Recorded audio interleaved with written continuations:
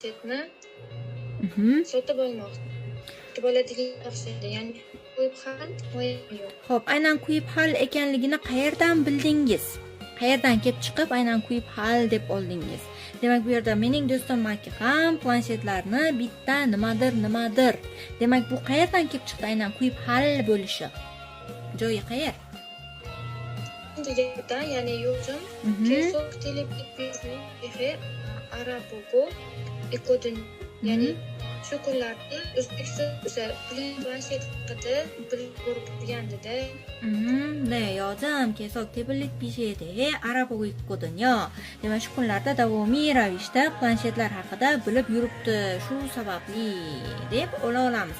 Demak, bundan kelib chiqadigan bo'lsak, u hali olmaganini bilishimiz mumkin. Sababi u hali izlanib yuribdi aynan planshet olish uchun. Demak, bundan kelib chiqadigan bo'lsak, bu yerda faqatgina quyib degan so'z, ya'ni sotib olish degan so'zimiz tushadi va natijada quyib hal deb olishimiz kerak. Ya'ni kelasi zamonda keladi.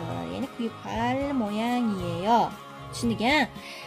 Ko'pchilik quyib han deb yozgan, ya'ni o'tgan zamonda, bu o'tgan zamonda kelmayapti. Aynan kelasi zamon bo'lishining sababi esa o'zidan keyingi gap bo'lagi bo'lar ekan.